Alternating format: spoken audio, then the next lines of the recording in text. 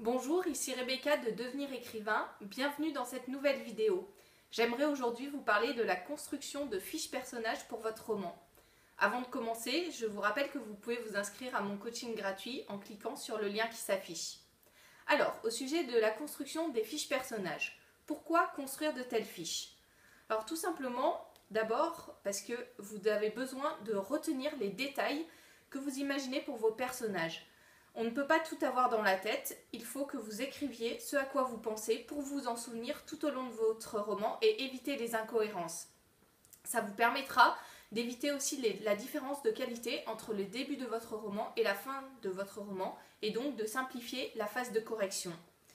Réfléchissez donc en amont de la phase de rédaction pour créer des personnages uniques. Ça, c'est aussi une des raisons pour lesquelles vous devez créer des fiches personnages, parce que si vous prenez le temps de réfléchir à vos personnages, vous arriverez à créer des personnages uniques, originaux, que votre lecteur appréciera ensuite. Voilà. Combien de fiches personnages devez-vous mettre en place? Faites un petit peu selon votre envie et le temps que vous avez. Bien sûr, vous devrez prendre le temps de réfléchir à votre héros, parce que c'est le personnage le plus important, ainsi qu'aux personnages principaux.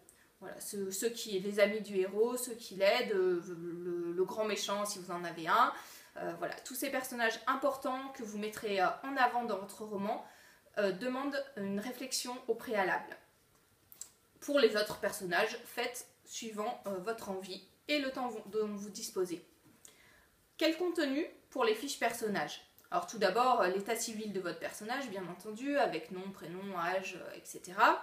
Vous pouvez également mettre des détails sur la vie de votre personnage, sa famille, ses amis, ses relations, les relations les plus importantes.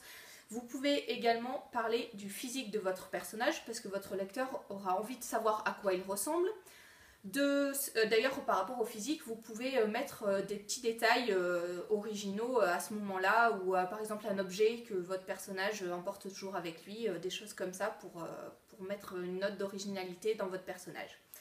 Vous pouvez aussi parler des traits de personnalité de votre personnage, de ce qu'il aime, de ce qu'il déteste, de ses rêves, voilà, tout ce qui est au niveau psychologique. Prenez le temps aussi de réfléchir à ça. Vous pouvez également penser à la façon de s'exprimer de votre personnage, aux accessoires, comme j'ai dit, qu'il aime ou qu'il utilise tous les jours. Pensez également aux détails qui sont importants pour votre histoire.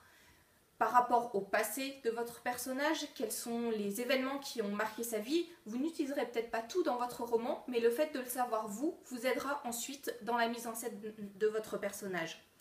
Pensez aux objectifs également de votre personnage pour votre roman, à l'objectif, que veut-il dans votre histoire. Vous pouvez faire évoluer vos fiches personnages en utilisant par exemple des couleurs. Par exemple, si vous commencez avec un personnage qui est jeune et puis qui grandit, vous pouvez noter ses évolutions sur votre fiche personnage en mettant différentes couleurs. Voilà, merci d'avoir suivi cette vidéo. Je vous rappelle que vous pouvez vous inscrire à mon coaching gratuit en cliquant sur le lien qui s'affiche. J'ai également besoin de votre feedback. Donc si vous avez aimé cette vidéo, cliquez sur j'aime et partagez-la. Si vous n'avez pas aimé, cliquez sur je n'aime pas et ne la partagez pas. Et si vous voulez être tenu au courant de toutes les vidéos qui sortiront par la suite, n'hésitez pas à vous abonner à la chaîne YouTube. A bientôt pour de nouveaux conseils et de nouvelles vidéos.